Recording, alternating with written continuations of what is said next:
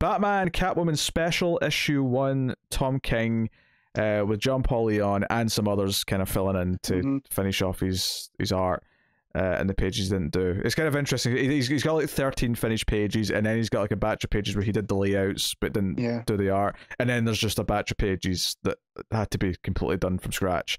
So, so it's really sad because you can kind of see where he was in the process. What did they do with those other pages? Did they change the story to kind of have a reason for them to be different artists, or are they kind of just trying to emulate the style? The story is actually it's basically going through all of Selina's life, so it's constantly jumping through time periods anyway.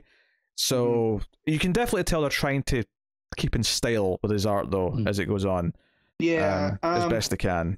Because it switches over at a certain point.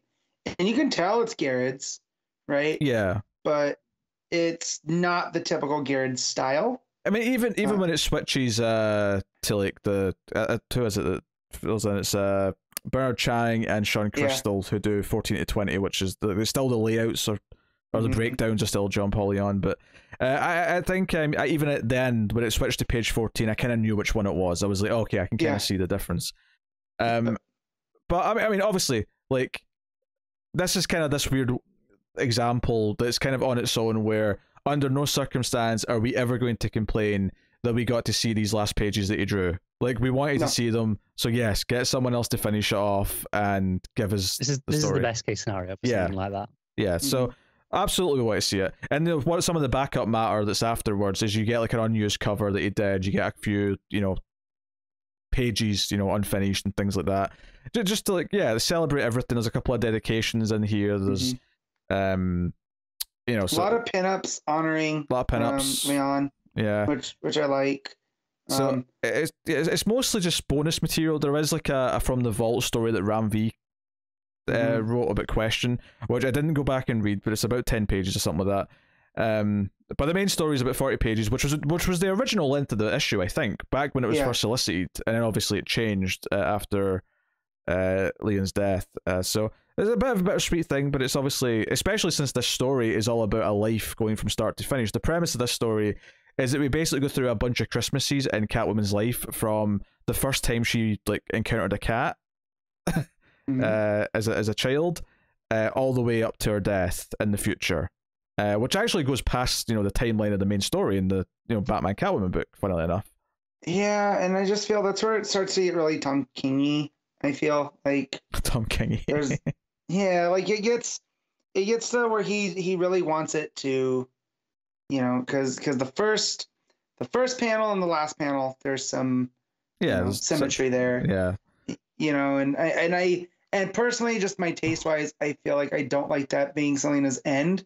Kind of affects it a little bit for me, just because it seemed like he had that point and we're just going to work our way towards it because he wanted it to work with this origin, because it starts on her, basically her being found in a dumpster as a baby. I'm not going to necessarily describe everything because there's a lot of Christmases here to go through. I think the key ones is that as a child, because the orphanage is funded by the Waynes, there's a family portrait of the Waynes, and there's a Christmas where she kind of talks to Bruce in the painting because she's lonely. And I wasn't sure I liked that much when I was reading that page, but I actually it kind of sold me on it later on, when she's actually living at the manor with Bruce and she sees that same portrait. And she kind of sort of glances at the young Bruce Wayne. I was like, you know what? You've kind of sold me on it with this moment. That there's kind of this because I hate when it's it was destiny. They were always going to be together, kind of thing. I don't like that implication, but I like the fact that she doesn't know who this little boy is, right? She just knows it's Bruce Wayne, but she doesn't know him. But she connects with him more than anyone else at the orphanage. Yeah. Well, I like that, she does this talking thing before the Waynes die, and then there's a second page where she's like, I saw the paper, I stole the newspaper and saw that your parents were killed, kind of thing. But we see her go through our more troublesome teens, being in the sewers with the Sewer King and the her pickpocketing necklaces, things like that. And it goes up through the early days of Batman and the first interactions with him as Catwoman. There's 3 Joker scenes where she Joker tells her the same joke every time and complains that she doesn't think it's funny. you know, it is very Tom King in a lot of ways, and I don't necessarily mind that. I actually think this flows fairly well, and I got some decent hits of like feelings later on. I think some of the stuff where we're at the end of Bruce's life and it's him like his last days dying, the early stuff with like their daughter like getting her first kitty, and you know, Bruce giving her a sword when she's like 6, and like Selena complaining she's 6, Bruce. He's like, sorry, I put some nth metal in it so it'd be light. Yeah, but you can take it out when she's ready. Yeah, I love the extra just little element here, especially because the little Helena runs away with the sword, screaming, "Sword! I am Wonder Woman!" And Selena looks pissed in the background, and I love that part of the reason she's extra pissed is that her first instinct is to like idolize Wonder Woman instead of her. Yeah. Well, I mean, it's not like her mom uses a sword. I know, but it's just like a little insult to injury. But yeah, like, you know, she talks to her daughter about like how, you know, Bruce gets her pearls every year, and there's this running theme that Bruce sometimes tries to like buy stuff that Selena's going to steal because he wants her to have something to steal, but that kind of takes the thrill away from her. Like, you know, there's a lot of these like ideas that Tom King's getting at in this story. We get to see Helena as a Robin when she's like 12, and Selena thinks she's too young to be doing it, and Bruce is like, Damien was like Robin when he was 10, but he was raised by assassins. Bruce, come on. So there's just all these ideas in them in these different situations. Bruce getting older. We have like crazy old man Riddler thinking he's robbing a bank, but he's and you think he's in his green outfit, but he's actually not. He's actually just in the hospital like gown with the bare ass. Yeah. And he's confused, and it's kind of sad. Yeah. Like, just all these fun little ideas. I'm pretty sure there's a moment here of them in the beach that is taken. Remember they did that issue with Bruce's death in the annual? I think it was.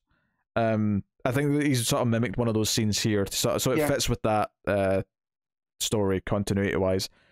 Yeah, so just fun stuff. Kind of touching in places, bittersweet in places. Selena's final act before her death is that she funds an orphanage just like the Waynes did with the money that she's got from Bruce, with a rule that every orphan gets a cat. Yeah. Which is very Selena. And her ending is that she is mugged by some lowlife in an alleyway and gets shot when she's criticizing his technique. It's kind of, there is kind of the symmetry to it, not only just because she ends with a cat licking her head, when she was a kid, but also the idea that she's wearing these like pearls and stuff that Bruce would always give her for Christmas, and she ultimately died in an alleyway, you know, at the end of a gun. And it's sad that it was always going to end this way, but I don't necessarily hate that. Like, I mean, again, it's not in continuity because this is a future story, like all of this story is. But as a version of her ending, I'm okay with it. Like, you know, I almost just like, I don't know. I feel like Selena dying on her own terms, and maybe that's what the smile is. You're doing it all wrong, you know. I kind of get that she knows this is it. She's sort of done everything she needs to do. Her daughter's grown up and is like Batwoman, and you know she's put the money to good use to help future generations. I never looked up what this quote was at the end that said for GPL because it's in a different language. Well, it's in Spanish, and I could try to translate it, but it would take me a minute. Yeah, that's all right, Matt. But that's the main story. You know, it's. I think it's a pretty solid sort of annual style issue that feels distinctly separate, but obviously still feels like it fits into the themes of the main story. But yeah, no, Jean Paul Leon's a wonderful artist, and it was a nice dedication to him. There was a bunch of bonus things at the end, including all the pinups, which obviously many of are gorgeous. Yeah, but a lot of them feel like they just threw them in there because, like, I mean, a lot of them do seem more related to Batman, Catwoman than they are anything to do with Jean Paul Leon. Yeah, and like, look, I love Dennis Cowan. Don't get me wrong, but there's a static one in here, and I don't get why that one's in here. Sure, yeah. There's a well, no, I actually do know because John Paul Leon's got a history with Milestone. Oh, okay. Well, then that's fair. I read that in because one of the essays that are in here mentions that he was a big part of Milestone. So that one actually makes sense. No, it does make sense now. Yeah. That makes sense. I was just like, why? Like, I figured maybe him and Dennis Cowan were friends, and yeah.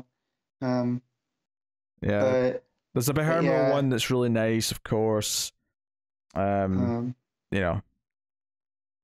There's not really much more to add, to be honest. It's kind of this bittersweet issue that could, is it elevated because of it being this tribute issue to like the final pages of this great artist? Yeah, it kind of is.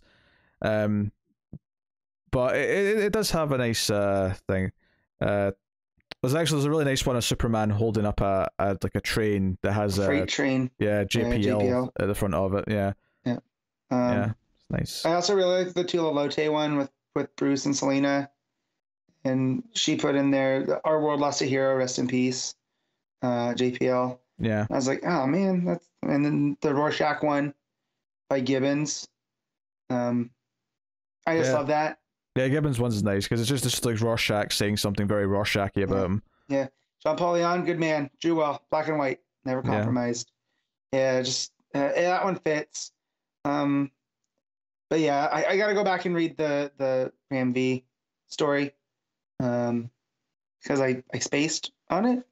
So yeah, I just had a lot to read, so I just opted. I thought, you know what, I don't think I need to read this. I think, but like I'm sure it's a fun little story. All right, what are you giving the Batman Catwoman special, Matt? I'm gonna give this. Man, I'm trying not to make it sound too harsh. I'll give it a 7.5. Sure. I'm happy to just give it a 7. I think obviously the art is good, but inconsistent for obvious reasons, and there's some nice sentiments. It's very bittersweet. I do think some of the pages and moments in Selena's life do hit quite well.